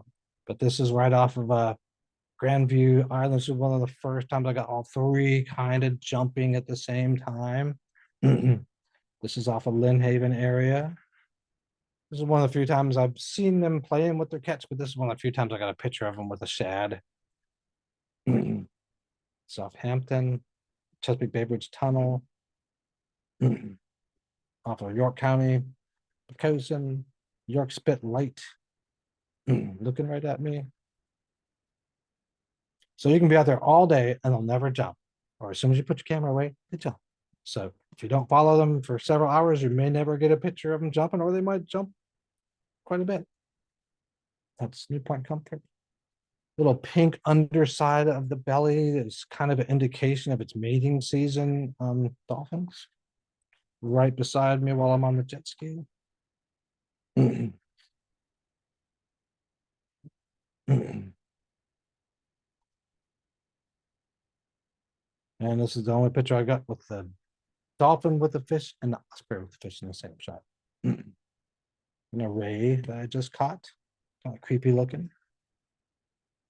Some more petrels. This is a tropic bird, which we saw several of these while we lived in the Bahamas. Very picturesque. It is a tern, but with this long tail. They would nest in the rocks of different islands. I'm off of Guana Key, Abaco, Bahamas, and every now and then you get schools of tuna jumping out of the water, and that's a challenge too, to trying to get a picture of them jumping, but I managed to get a couple while I was there. A repeat photo. Friend of mine with a little blackfin tuna, me with another mahi. While we lived in the Bahamas, we were fortunate to have first one turtle that would come around as I'm cleaning fish, and he would peck at the scraps. So one friend of mine said, hey, let's see if the turtle will come, and we'll give him some fish scraps. So we did. And ends up for 5 years, this turtle came back to our house almost every day. And another turtle eventually joined this turtle. We called him Doug. But after the hurricane, we didn't see him for almost 3 months. And then one day he showed up out of the blue and then still hung around every day. So every morning, like clockwork, he's outside waiting for a piece of scrap. So I would actually freeze and cut up little pieces of fish and give him a couple pieces of fish and then go on his merry way. So there's Doug and Ginger, and they're green sea turtles about this big. And the reason we named Doug is because the house that we had in the canal had steps that would step. You could step down and go into the water. And some former person that had built this bulkhead had put their handprint and put their name Doug. So when he first swam up to the name Doug, so we called him Doug. There's Doug and Ginger.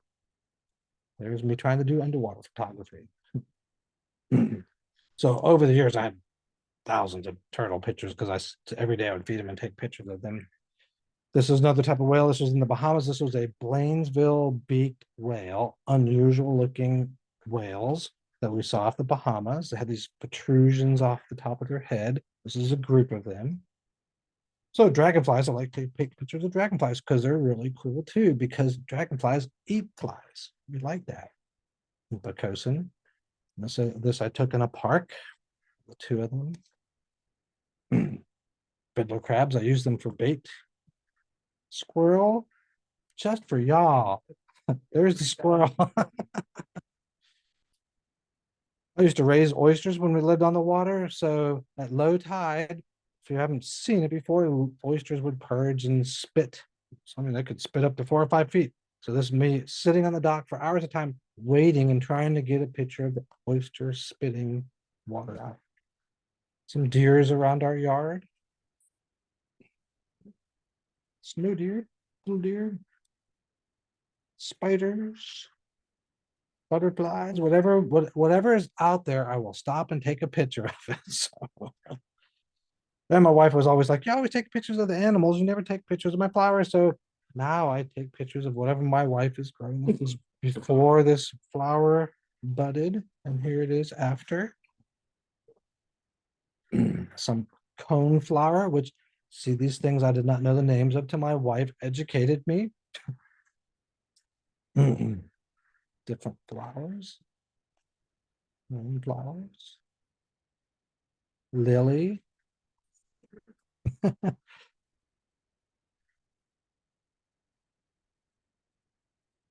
Tulip.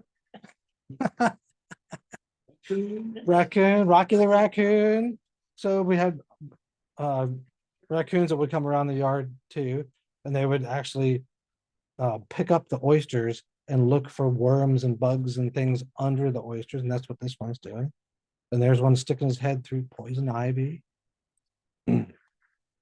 Swallows, one of my favorite pictures, animals to take pictures of are swallows because they're very acrobatic, they're very fast. And we were lucky to have a couple of them build nests under my dock. So I would stand on the dock and for hours getting ate up with the bugs trying to get pictures of the swallows flying by. Here they are feeding a little juvenile. The juvenile screaming. And this is a blurry picture, but to me, it was me capturing this swallow going 100 miles an hour with a tiny little bug that he's getting ready to get in his mouth. So if you look, you see the little bug right in front. This is the nest underneath the dock. All the chicks in there waiting for mom to bring food. There it is. I'm actually in the water, on my knees, in the mud, and about probably maybe it's with 3 feet of room for hours here and there before the tide would come in, trying to get these pictures of being fed.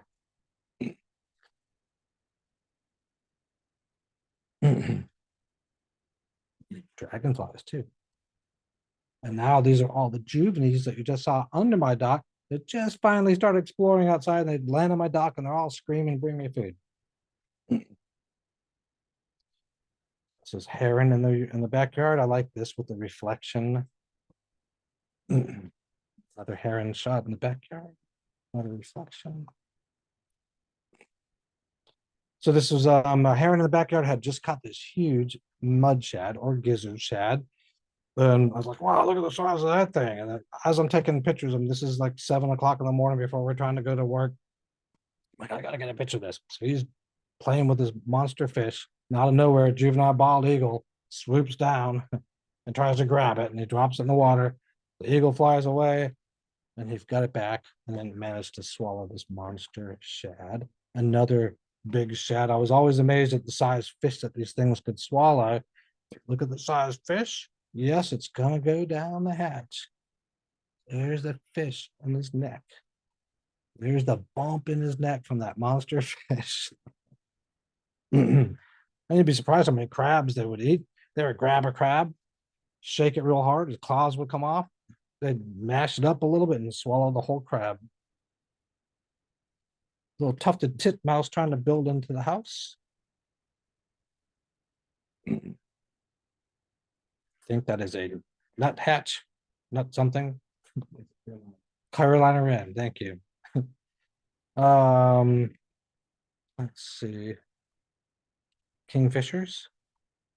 Still one of my favorite pictures is this one. I called it Solitary Man because it was just really cool looking all by himself. Some little juvenile birds.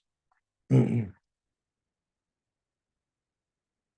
a little faster. This is the Harlequin duck at the Chesapeake Bay Bridge Tunnel. Almost every year I see just a few pair out at the Bay Bridge.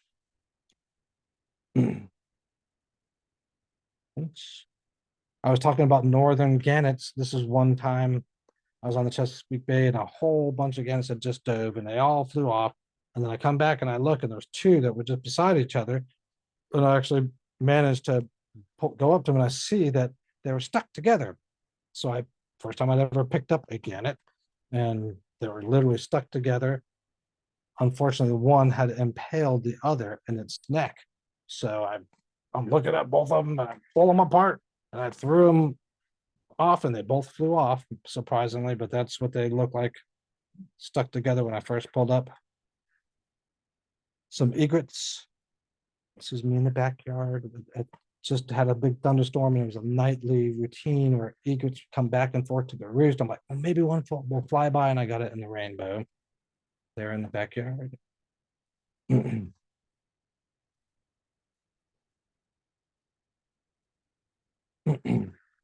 I like that one with the reflection. Another crab.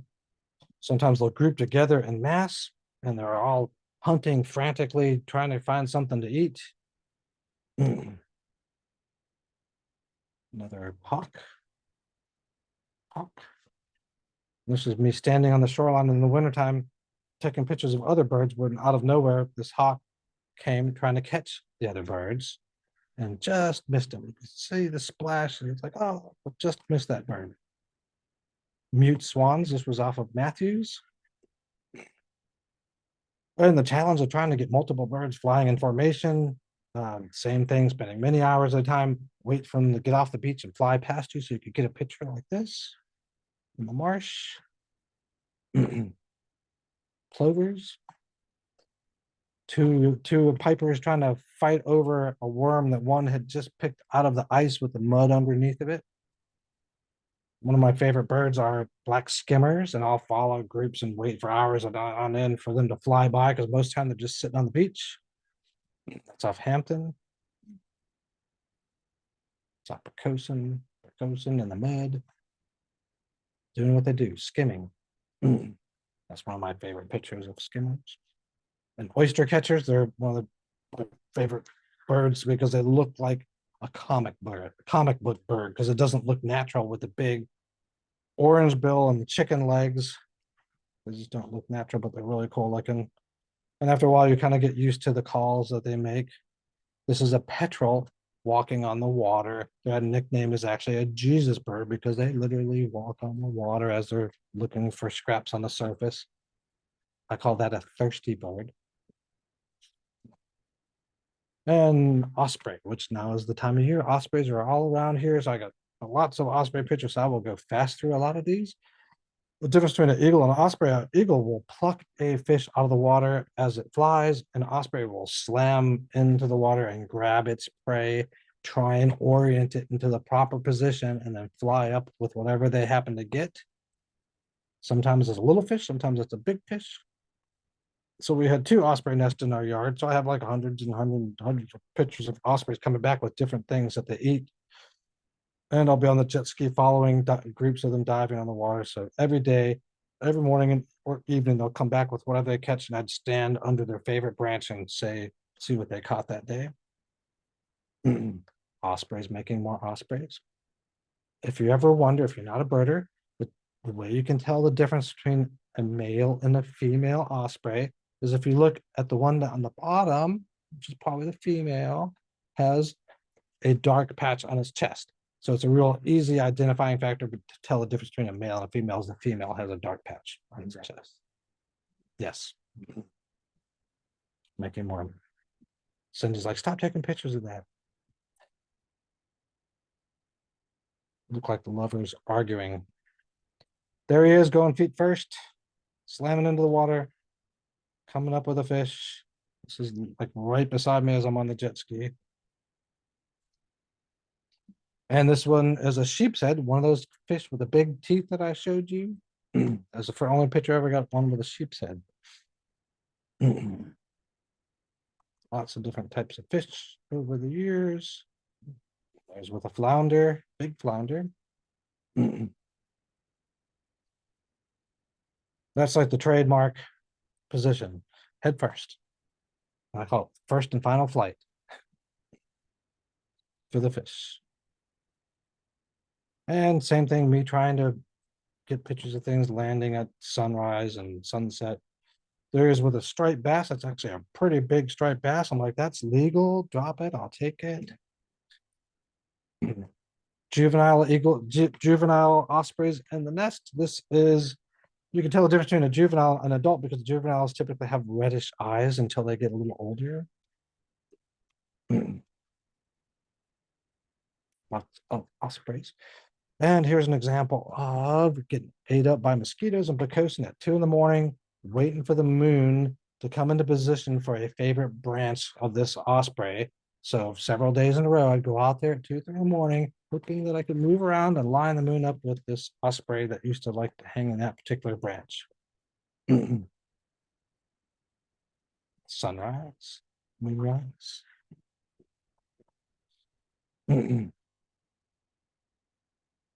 Lots of osprey pictures. I will go faster through some of these. This is our dock in Pocosin, and a goose going by, and our cat Skeeter, who used to love to hang out. And he's like, come play with me. A vulture, another hawk, and pelicans. Lots of pelican pictures over the years. Another, they're very photographic picture.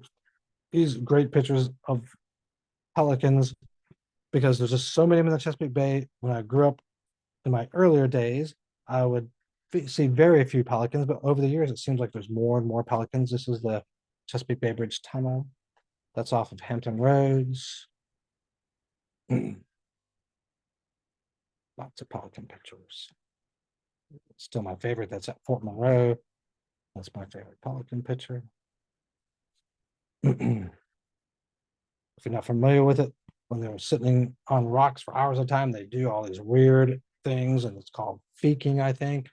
And this is, looks like an alien coming out of his guts. And that's a juvenile gold-crested heron. peregrine falcon at the Chesapeake Bay Bridge Tunnel. A tricolored heron, lots of cormorants. I'll take pictures of whatever I see, and if it's people throwing a cast net and doing better than I do, I'll take a picture of it. These are the fish inside of the fish that I caught. Those are menhaden inside of a striped bass. Fiddler crabs I use for bait. Some other people around me fishing on kayaks at the Bay Bridge. Comical looking blow toad. One of my favorite flag and Coast Guard pictures at Fort Monroe. My backyard. Pocosin at sunrise. Lightning pictures. Like I said, I like to stand there for hours trying to get a picture like that. That's my favorite lightning picture over Bennett's Creek. This picture is now hanging in their house that it almost struck. Standing on the beach in Abaco as a lightning bolt went right past me. And waves. And that concludes my talk about jet ski fishing and photography on the Chesapeake Bay. Thank you for listening. Thank you. That's For sharks. You ever see sharks? yes, I dive a lot. So unfortunately, yes, over the years, mostly in the Bahamas, but at the Chesapeake Light Tower, that structure I showed you, it's common to see sharks there, bull sharks, tiger sharks, black tips. In the Bahamas, a lot more sharks because it is warmer water. But usually we would go diving, and if a shark shows up, you get back and you move somewhere else, and then the shark shows up and you move somewhere else. But I've had a couple confrontations, if you want to say, with them, but I never haven't been bit yet. But it's not uncommon in the Bahamas that, a couple times a year people get bit. And it's usually because people have done the wrong thing, that they're spearfishing early in the morning or late in the evening, and they're holding their catch as they swim back to their boat, and a shark will go after its catch, not necessarily the person. So a lot of people get bit in the arms and such in the Bahamas, when you should just keep the fish on the tip of your spear and swim back, not hold the dinner for the shark.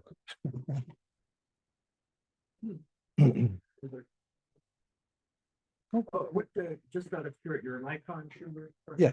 Yes. I'm not, like I said, I'm not a real technical person. I'm a kind of a photographer opportunity, where a lot of people will say, oh, look, that's cool, see a dolphin, and they keep going. But I'll instead stop and take a picture of it, or a bird. So it's usually, a lot of people say that was cool, but they don't stop and to take a picture of it, or take the time to follow, whether it's whales or birds or eagles for hours on end. But it's almost like a challenge to me to try and be out there to get a picture. So I'd say now, over the years, I probably fish 50% of the time and take pictures 50% of the time. It used to be 90% fishing, 10% picture taking. And I'd say now I'm about 50-50, and I'm just as happy out taking pictures of whales as I am reeling in the striped bass. I mean, like everybody, I mean, I'm not a big editor or manipulator, but I do, most of my pictures are crooked because I'm on the jet ski going like this. So like everybody, I crop, I straighten, I might lighten, but I don't do a lot of HDR type stuff. But I'd say the basics I do. And you say you've been published. Do you send your stuff out to be published, or is it people see your stuff and say, hey, can I use the photo? I used to I still do. I do Facebook like everybody does. I post a lot of pictures on Facebook and on a lot of fishing pages related to fishing, some photography pages, but I used to do a lot of blogs on blog type sites, which are not as popular as they used to be. So once you put, over the years, thousands of pictures that have names attached to them and people do searches, your stuff comes up. And so most of my pictures have been probably, hey, I saw your picture on such thing, and we're doing an article on the menhaden fishery in Virginia, and you have a lot of pictures of menhaden boats out there catching them. Can we use your pictures for that? So it's been more probably other people doing searches, and for like boating magazines, I've done pictures of spread like on jet ski fishing, because not too many people years ago were into that. So they, hey, I see you have a lot of pictures of people out there jet ski fishing. Can we use some of your pictures? Or the city of Virginia Beach happened to, somebody saw, wow, look at this great whale picture. See if we can use that picture. So mostly boating magazines, fishing magazines, I was in Guy Harvey magazine doing for wildlife pictures. I think the most recent one, I can't remember now, but I have the whole box of all the different magazines over the years. And I had done some stuff in the daily press, but that was more submitting pictures for like photo of the week or photo of the day. But most of the magazines are boating, fishing, not so much wildlife. But over the years, people doing searches, they would ask if they could use or buy a picture for certain articles, whether it was whales or dolphins, stuff like that. But more, not so much me seeking them out, because I made a living doing other things. This was always a hobby, and every now and then I would sell a picture or donate a picture or whatever. And most of the time I wouldn't charge for a picture unless it was for a commercial type enterprise. Well, thanks for having me then. Thank you. Okay. All right. Well, let me try to end the show here. Where's my cursor? And so there we go. All right.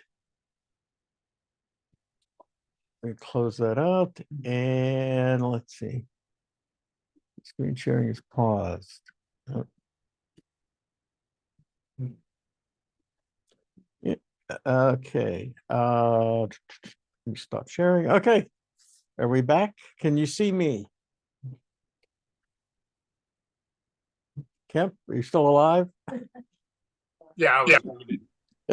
Okay, Yeah, can we can see you. you can see me now? Okay, good. Well, no, you've disappeared now. Oh, good. Let me try sharing the desktop here. Hang on.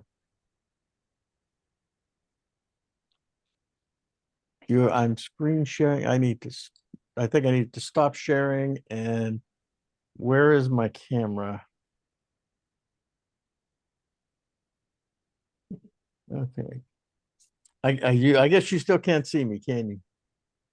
No. No, but I can hear you. Okay, well, actually that's the conclusion of the meeting. So getting a picture back isn't all that important. Next meeting is May 4th. And remember, strange signs is your topic. Pictures due 1st of May. So be there or be square. And that concludes our meeting. So thank you all for coming. Thank you. Thank you for offering the Zoom. Oh, no problem. And like I said, if you can send me the information with the links, I will put it up on our Facebook page and our meetup page. Oh, that's the camera. Yep. All right. So thank you very much. And